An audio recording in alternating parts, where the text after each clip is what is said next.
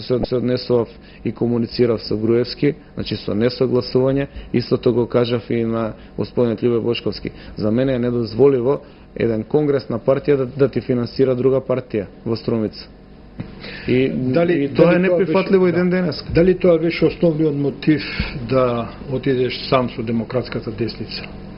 Да оформиш еден субјект кој ќе функционира на различен начин од сегашното практицирање на политичките партии? Значи, лично сметам дека по напуштањето на Обединети за Македонија имав еден, како да кажам, еден период на преиспитување. Мене по секоја цена не ме интересира политика. А што те интересира тоа? Јас имам докторска титула, јас предавав на факултет, имам приватен бизнис, имам солиден бекграунд надвор од политиката.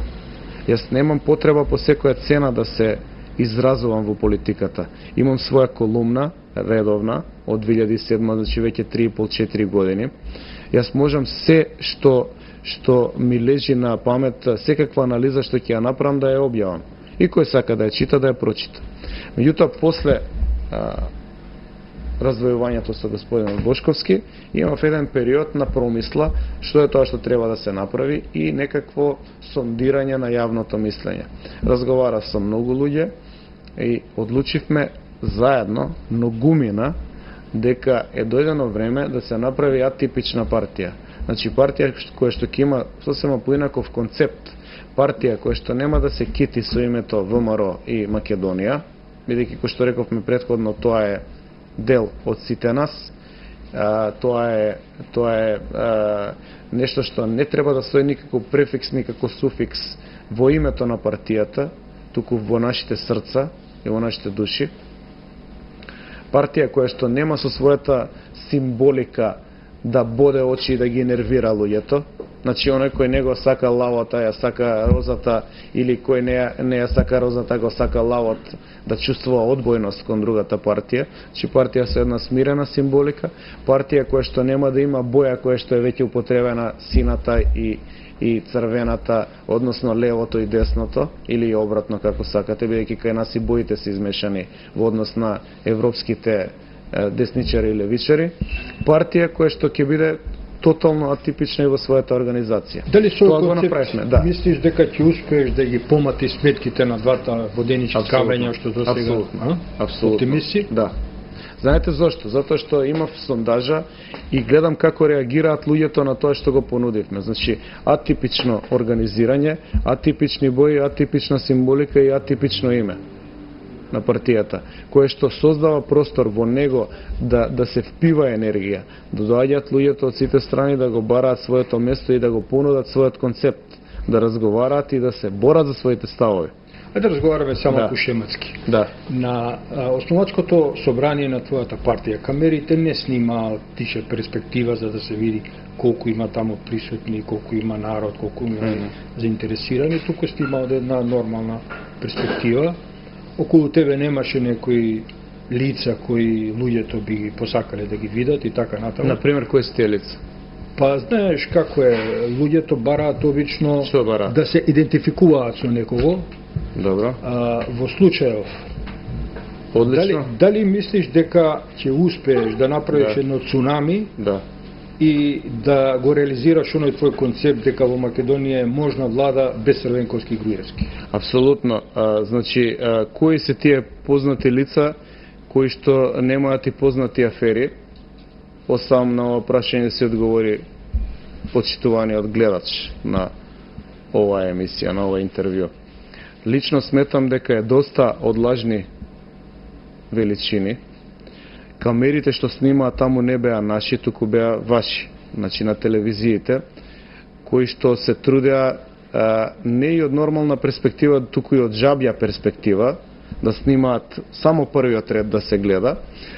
Тоа е посебно, веќе истакнам, една телевизија, македонската телевизија, која што знаете под чија контрола е, за да не се види точно колку луѓе има таму. Јас ќе ви кажам колку луѓе имаше. Таму имаше полна сала на делегати кои што се основачи на партијата. Според законот за политички партии 1000 луѓе основаат партија, а за да работи со кворум заседанието мора да има 501 најмалку. Значи имало најмалку 501. Нема да лицитираме дали биле 600, 700, 800, тоа воопшто не е битно. Мислам дека е пројдено времето на мафтање со знамиња и на создавање на еуфорија, бидејќи таа еуфорија во овие 20 години трае само додека трае изборниот циклус, а после тоа партиите забораваат што ветиле. Мислам дека она што е наш концепт е тотално различно од тоа, кој што реков, и символогија, и боја, и име, и идеологија различна. Значи, време е да се свртиме кон граѓанинот и неговата иницијатива да ја гурнеме за да одиме напред. За да ги реализираш тие постулати што сега ги кажа, потребни ти се луѓе. Да. На едно место прочитав дека за свадба, погреб и политика потребни се луѓе. Со какви персонални решенија ќе се појавиш на овие избори што се закажани за 5 јуни? Со млади луѓе, тотално чисти, анонимус, без никаква дамка во својата кариера, луѓе кои што нема да може никој да ги плука дека биле вакви или онакви. Не знам дали анонимус, терминот што вие го користите, има позитивна или негативна конотација во вашиот категориски апарат. Во мојот апарат има позитивна конотација, затоа што луѓето што беа на основање и луѓето кои што се јавија и после основањето за партијата и да бидат дел од партијата, имаат капацитет, се луѓе кои што имаат високо и повеќе од високо образование и луѓе кои што мислам дека може без проблем да ја водат оваа држава. Ако е детектирано дека македонската десница располага со негде околу 250-300 гласови, имаш ли проекција како ќе бидат распределени сега на овие наредни избори? Располага десницата со повеќе од 250-300 гласови, ако се земе во предвид дека на изборите и Бранко и Груевски победувале со некаде околу 500.000 гласови, максимумот што е постигнат. И ако се земе предвид дека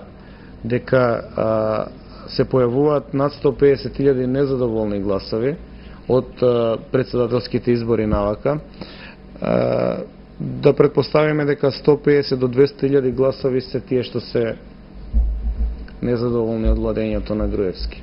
Тоа е солидна бројка, која што доколку биде ставена во една политичко-партиска инфраструктура, дали ќе биде тоа една партија или коалиција од партии десничарски, таа структура ќе биде она што го прашавте во претходното прашање, алката која што ќе определи кој ќе биде премиерот, и тоа значи дека ќе биде пресудната алка како ќе се развива понатака политичката сцена, а и политичкиот живот во партиите. Таа алка може да предизвика ломови и во левицата и во десницата, а предвидувам дека ќе предизвика лом ако постои како едно покрупно здружување во исто време и во левицата и во ДПМН.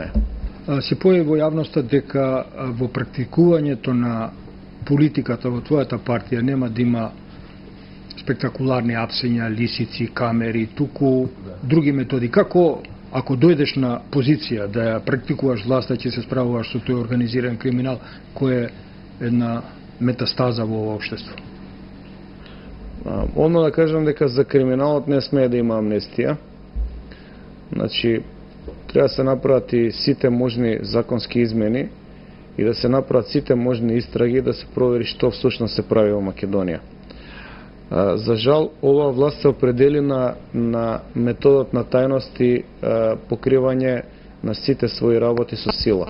Оти имале